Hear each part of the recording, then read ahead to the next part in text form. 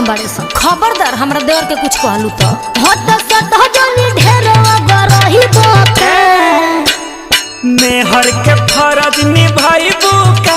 अच्छा रात भर संगे सुतई बुका। सब